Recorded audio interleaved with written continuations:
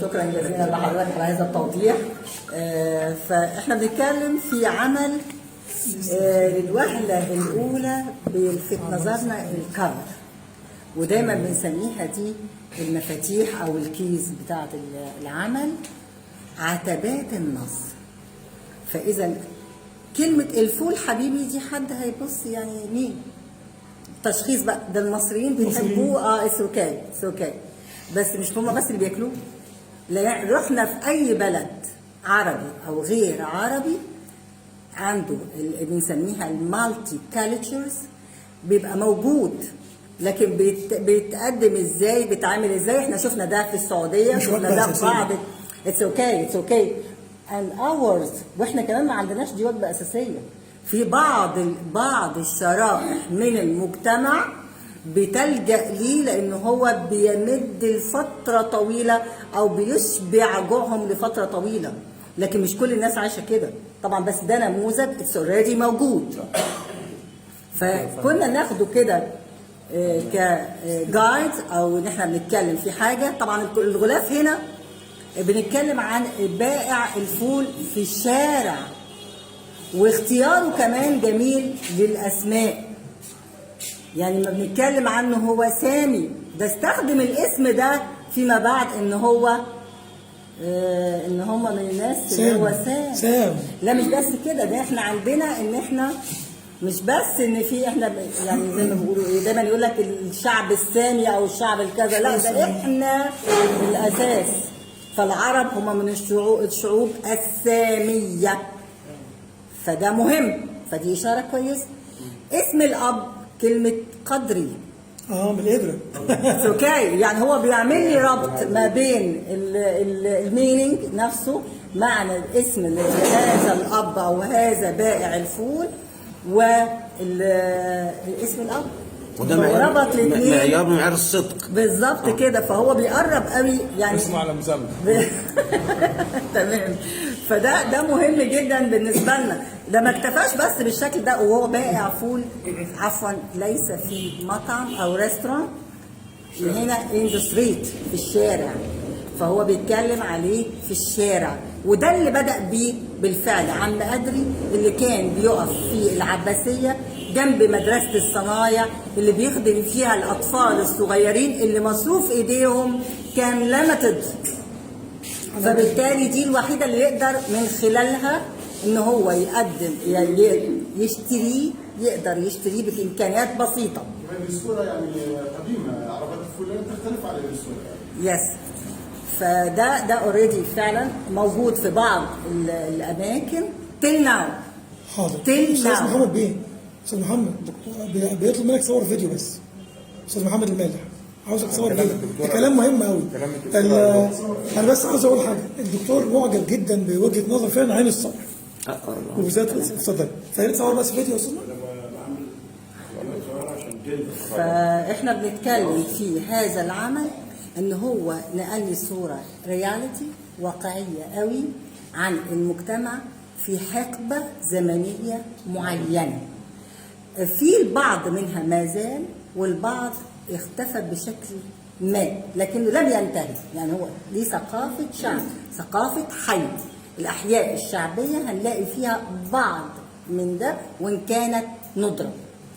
كمل الاسماء في ان احنا بنتكلم في ان في تارجت عنده، هو بيحلم قوي. حتى العرافه لما قالت له الله ده انت حياتك فيها مطبات كتيره او مفاجآت كتيره، هي ما عرفتش تقول له ايه هو الخط اللي هيمشي فيه. فهو هينتقل من مجتمع عاصر وعايش فيه ونما فيه، طبعا مع اختلاف باباه تماما مع نوعيه التعليم او القسم اللي هو التحق بيه. كان نفسي قوي ان حاجه نستفيد بيها في واقعنا. فده وجهه نظر الاب بيفكر بالشكل اللي هو لما اولاده يكبروا ازاي يطوروا في مجتمعهم، ازاي يطوروا في بلدهم، ازاي نعمل نهضه ما، لان هو عنده ايمان قوي بان البلاد لا تنهض الا بابنائها. فهم لازم يكونوا حاصلين على تخصصات تخدم هذا الوطن وهذا المجتمع. لكنه هو نفسه ما تغيرش. انا شايف افكار، انا شايف فلسفه، انا دارس ده حبه وعشقه للإغريق ولليونانيين، وفلسفتهم كانت مخلياه مهتم جدا بأن هو يبقى دارس لغتهم. دراسة اللغة على فكرة هنا في البعض تحدث داخل هذه الرواية على صفحاتها بأن احنا بنتكلم في أن اليونان ليه ناخد منهم الفكر ده العرب المسلمين في فتوحاتهم الإسلامية لم يأخذوا من اليونان سوى الفلسفة اليونانية، لأنهم ما كانوش متقدمين علميا. ربما استفدنا من الحضارة الفارسية لأنها كان عندها العلم الرياضي والكيميائي والفيزيائي وغيره، وقرب العادات والتقاليد، وكان حياتهم وكان أقرب منهم وحدودهم. أما إن إحنا هنا بنتكلم عن الفكر اليوناني استفدنا منه في الإسلام. ما احنا عندنا فلاسفة مسلمين، الغزالي والفارابي والكندي وغيرهم وابن رشد، فاحنا دي كل دي كان استفادة. هو شاف ده، هو درسه، هو تعرف عليه، فلما جه يعبر عنه عبر بمرجعية علمية فلسفية بدراسة متأنية وحب. وبالتالي لما اتنقل إلى النمسا في ضيافة هذه الأسرة التي دعته إلى هذا، كان أهم حاجة احنا مأمورين في ديننا بان احنا نتعلم لغة الآخر علشان نأمن خطره وشره. فهو كان بيحاول من خلال بعض الموجودات او الزميلات او الشركاء العمل والبحث ان هو يتعلم منهم لغة. لكن نجحت البروفيسور ان هي تعمل له ده وتجيب له ان هو ياخد كورس لمدة 9 أشهر لتعلم اللغة هناك، فده أفاده. لكن في حاجات بقى كل شوية يرجع لي كده عايش في الحياة دي شكلها ازاي، ومفتقد طبعا أسرته وأهله، لكن هو اللي فيه بينه وبينه لينك هو صديق اللي دايما بيقول له احنا هنا الوضع ده ومصر عامله ايه، يقول له في مشاكل كتير، ويسرد له الواقع وكأنه بيعمل له عملية ريماندر كده. ريماندر ده اكتر، ده بيفكروا تعالى افتكر احنا عايشين ازاي وما فيش حاجه اتغيرت، احنا زي ما احنا. فطيب وبعدين طب المجتمع هنا ايه الثراء ده؟ ايه النقاء اللي هم عايشين فيه؟ ايه الهدوء ده عندهم فراغ. احنا عندنا بنصارع في الحياه علشان نحقق حاجات. احنا هنا الناس مطحونين، الناس غلابه، ده الناس فقراء، ده الناس عايشين بمستوى مش هو شايف ده اوريدي في طبقه معينه في مكان يضرب بتاريخ القاهره. لان لما جه زلزال فابتدت تتصدع الابنيه وتقع وتنهار، لكن هو كان في اللحظه دي كان طوق النجاه لناس كتيره ان هو رجع بفلوس. طبعا هي ما كانتش انتهت هنا، احنا لسه بنقول ستابس كده طبعا لازم فرجع عايز يساعد المجتمع. باباه ورجال الدين حيروه هي الفلوس دي ممكن تبقى حلال، طب لا ده ممكن تبقى حرام. هو انت تعبت فيها؟ هو انت شقيت فيها؟ التضارب في الفكر داخل المجتمع الواحد والتضارب في الفكر ما بين المجتمع الغربي والمجتمع الشرقي، هناك مفيش حرام في دي. انت قدمت في حاجه وكانك قدمت في مسابقه كسبت، حالفك الحظ وكسبت، حرام ولا حلال؟ لسه الجدليه دي قائمه الى يومنا هذا. فلوس البنك، طب الفوائد عامله ايه؟ طب دي ايه؟ هم مساكين طول دماغهم متضاربين خالص، لان في البعض منهم التارجت الفلوس وهم دول اللي حاكمين العالم بفلوسهم بثرواتهم، وفي منهم اللي هو عايش بالدين فبيتكلم بحاجه ثانيه خالص.